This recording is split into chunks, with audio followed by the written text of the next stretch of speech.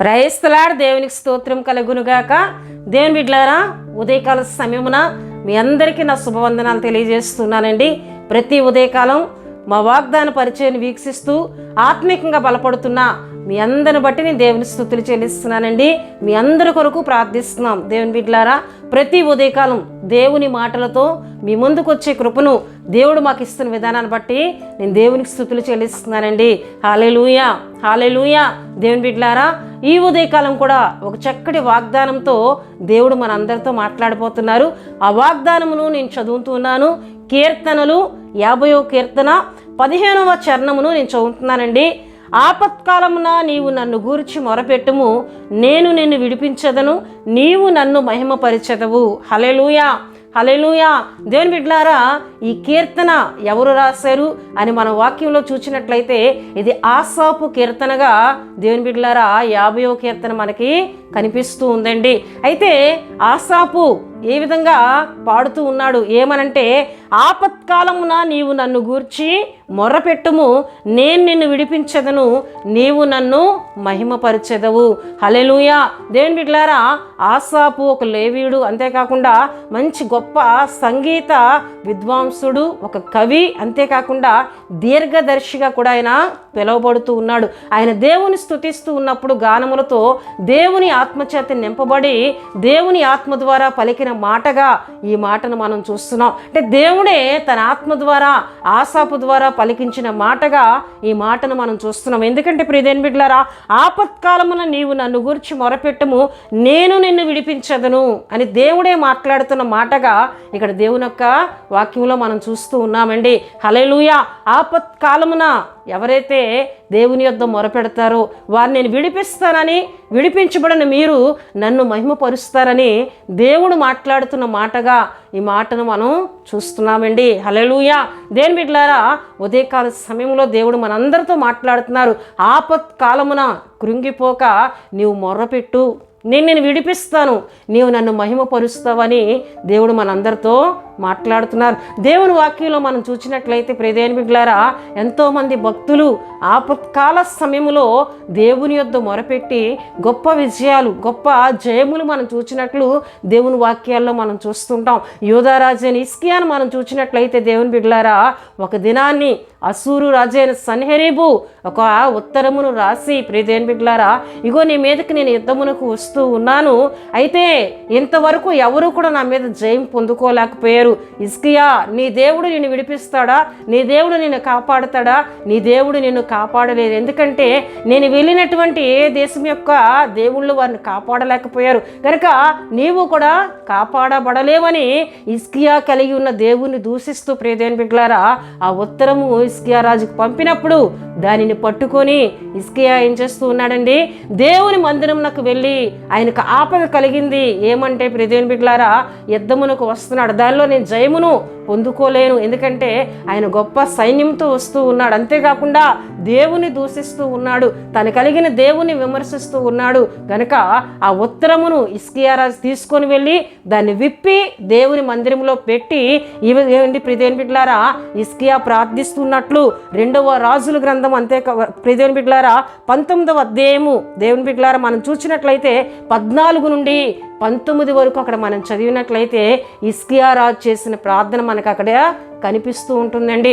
దేవా, ఇగో సన్హెరీబు ఇగో ఉత్తరం రాజు పంపించి ఉన్నాడు, దీనిలో నీవు నన్ను కాపాడలేవని, నీవు నన్ను రక్షింపలేవని నిన్ను గురించి విమర్శిస్తూ దూషణ చేస్తూ ఈ యొక్క ఉత్తరమును రాసి ఉన్నాడు. అయితే నీవు సర్వశక్తి కలిగిన దేవుడు, నువ్వు అద్వితీయమైన దేవుడు, నువ్వు జీవము కలిగిన దేవుడు అయ్యా, నువ్వు నన్ను విడిపించగలవు అని ఆపత్కాలంలో హిజ్కియా ప్రార్థన చేయగా దేవుని బిడ్డలారా దేవుడు తనను విడిపించినట్లు దేవుని వాక్యంలో చూస్తాం. చూడండి, రాజులు 2వ గ్రంథము 19వ అధ్యాయము 35, 36, 37లో మనం చూసినట్లయితే ఆ రాత్రి యెహోవా దూత వచ్చి 185,000 మందిని హతమార్చినట్లు అక్కడ దేవుని వాక్యంలో మనం చూస్తున్నామండి. హల్లెలూయా. రాజైన సన్హెరీబు ఆ యుద్ధములో ఓడిపోయి తాను వెళ్ళి తన కుమారుల చేతిలోనే చంపబడినట్లు వాక్యంలో అక్కడ మనం 37వ వచనంలో చదివితే మనకి కనిపిస్తూ ఉంటుందండి. హల్లెలూయా. హిజ్కియా రాజు దేవుని మహింపరుస్తున్నాడు, నీవే నన్ను విడిపించావయ్యా. ఇక్కడ మనం చరణంలో మనం చదువుకున్నాం, ఆపత్కాలమున నీవు నన్ను గురించి మొరపెట్టము, నేను నిన్ను విడిపిస్తాను, నీవు నన్ను మహిమపరచదవు. హల్లెలూయా. హిజ్కియా రాజు మొరపెట్టాడు, దేవుడు అతన్ని విడిపించి గొప్ప జయమును అక్కడ ఇచ్చినట్లు దేవుని వాక్యాలు చూస్తాం. అంతేకాకుండా ప్రియ దేవుని బిడ్డలారా, యూదా రాజు యెహోషాపాతు విషయంలో కూడా మనం చూసినట్లయితే 3 దేశస్థుల రాజులు తన మీదకి వచ్చినప్పుడు తాను కూడా దేవుని మందిరంలోకి వెళ్ళి ప్రార్థన చేసినప్పుడు ప్రియ దేవుని బిడ్డలారా, దేవుడే వారి పక్షంలో యుద్ధము చేసి వారి మీద గొప్ప జయమునిచ్చినప్పుడు ప్రియ దేవుని బిడ్డలారా, యెహోషాపాతు అక్కడ ఉన్న యూదులందరూ కూడా దేవునికి కృతజ్ఞతాస్తుతులు చెల్లించినట్లు ప్రియ దేవుని బిడ్డలారా, దినవృత్తాంతంలో 2వ గ్రంథము 20వ అధ్యాయము 26వ వచనములో మనం చూస్తూ ఉంటాం. అక్కడ వారందరూ కలిసి దేవుడు జయం ఇచ్చినందుకు కృతజ్ఞతాస్తుతులు వారు చెల్లించారండి. హల్లెలూయా. దేవుని ఒక వాక్యంలో మనం చదువుకున్నాం కదండి, నేను నిన్ను విడిపిస్తాను, నీవు నన్ను మహిమపరచదు. అట్టి రీతిగానే దేవుడు వారిని విడిపించి గొప్ప జయం ఇచ్చినప్పుడు యెహోషాపాతు యూదులందరూ కలిసి దేవునికి కృతజ్ఞతాస్తుతులు చెల్లించారు, దేవుని మహిమపరిచినట్లు దేవుని వాక్యంలో మనం చూస్తున్నాం. హల్లెలూయా. అంతేకాకుండా ప్రియ దేవుని బిడ్డలారా, దావీదును మనం చూసినట్లయితే చూడండి ప్రియ దేవుని బిడ్డలారా, కీర్తనలు 116 కీర్తనలో మనం చూసినట్లయితే అక్కడ మంచి విషయాలు మనకు కనిపిస్తూ ఉంటాయి. తాను ప్రియ దేవుని బిడ్డలారా మొరపెడుతూ ఉన్నాడు, తన ప్రాణమును కాపాడమని. చూడండి 3వ చరణమును నేను చదువుతూ ఉన్నానండి. మరణ బంధమును నన్ను చుట్టుకొని ఉండెను, పాతాళపు వేదలు నన్ను పట్టుకొని ఉండెను, శ్రమయు దుఃఖమును నాకు కలిగెను. అప్పుడు యెహోవా దయచేసి నా ప్రాణమును విడిపింపుమని యెహోవా నామం బట్టి నేను మొరపెట్టి తిని. హల్లెలూయా. దావీదు యొక్క జీవితంలో మరణ బంధకంలో అతను చుట్టుకుని ఉన్నప్పుడు దయచేసి నా ప్రాణమును విడిపించు నాయనా అని దేవుని యొద్ద అతను మొరపెట్టగా దేవుడు ఏ విధంగా అతను విడిపించారటండి.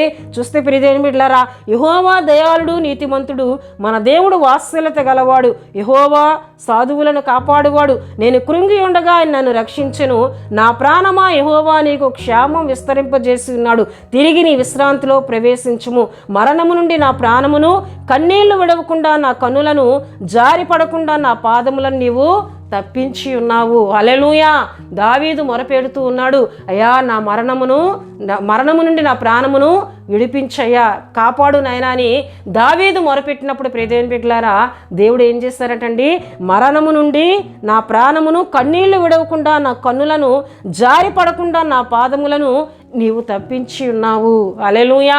మరణ బంధకములను తను చుట్టుకొని ఉన్నప్పుడు, పాతాళపు వ్యాధులను తను చుట్టుకొని ఉన్నప్పుడు దావీదు ఏం చేస్తున్నాడండి, దయచేసి నా ప్రాణమును విడిపింపుమని దేవుని యొద్ద మొరపెట్టాడు, దేవుని యొద్ద ప్రార్థన చేశాడు. ప్రియ దేవుని బిడ్డలారా, దేవుడు తన ప్రాణమును విడిపించాడు, దేవుడు తన ప్రాణమును కాపాడినట్లు ఇక్కడ దావీదు వెంటనే దేవునికి స్తుతులు చెల్లిస్తున్నాడు, వెంటనే దేవుని మహిమ పరుస్తూ ఉన్నట్లు ఈ యొక్క కీర్తనలో మనం చూస్తున్నామండి. హల్లెలూయా. దేవుని బిడ్డలారా, ఆపత్కాలమున మనం మొర పెడితే మనల్ని విడిపించే దేవునిగా ఆయన ఉన్నారు, మన సమస్యల నుండి విడిపించే దేవునిగా ఆయన ఉన్నారు. నీ ఆపద ఏదైనప్పటికీ, అది అనారోగ్యమైనా, అది రుణభారములైనా, అది సమస్య అయినా, అది ఒకవేళ ఎటువంటి నువ్వు ప్రయత్నాలు చేసి ఆ ప్రయత్నాల్లో నువ్వు సఫలము కాకపోయే పరిస్థితులు నువ్వు ఉన్నా, అటువంటి సమయంలో కూడా ఆపత్కాలమందు నువ్వు మొరపెట్టినట్లయితే నిన్ను విడిపిస్తానని ఉదయకాల సమయంలో దేవుడు మనందరితో మాట్లాడుతున్నారు. నువ్వు ఎప్పుడైతే విడిపింపబడతావో ఆయన్ని మహిమపరుస్తావని కూడా దేవుడు మాట్లాడుతున్నారు కనుక ఈ వాగ్దానమును దేవుడు మీ వినికిడిలో దీవించునుగాక, ఈ వాగ్దాన మాటలను దేవుడు ఆశీర్వదించునుగాక. దేవుని బిడ్డలారా, ఈ వాగ్దానంలో ఉన్న ప్రతి దీవెన ఆశీర్వాదాలు పొందుకోవాలని ప్రార్థనాపూర్వకంగా నేను తెలియజేస్తూ ఈ వాగ్దాన మాటలను ముగిస్తూ ఉన్నానండి. దేవుడు ఈ వాగ్దానమును దీవించునుగాక. దేవుని బిడ్డలారా, ఈ వాగ్దాన మాటలు విన్నా మీ అందరి కొరకు నేను ప్రార్థిస్తూ ఉన్నాను. ప్రతి ఒక్కరూ కండ్లు మూసుకొని తలల వంచి ప్రార్థనలో నాతో ఏకీభించాలని ప్రభు పేరట తెలియజేస్తూ ఉన్నానండి. మహాపరిశుద్ధుడా, ప్రేమ కలిగిన తండ్రి, కృప కలిగిన యేసయ్యా, మీకు స్తోత్రములు చెల్లిస్తున్నాను నాయన.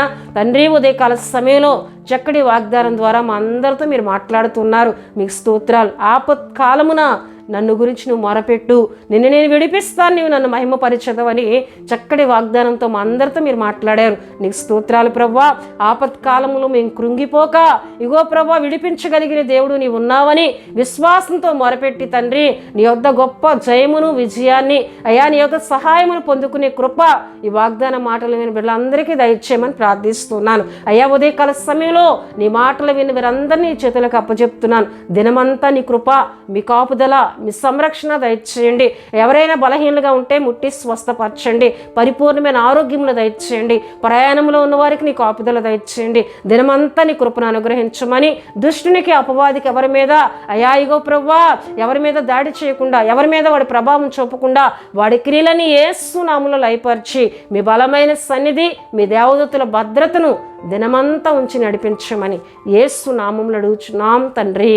ఆమెన్. యేసు రక్తమే జయం, ప్రభు యేసు రక్తమే జయం. ప్రభు యేసు రక్తం సంపూర్ణమైనది. అపవాది క్రియలకనంత నాశనం కలుగునుగాక. Amen, amen, amen. దేవుడు మిమ్ములను మీ కుటుంబములను బహుగా దీవించునుగాక. ఆమెన్.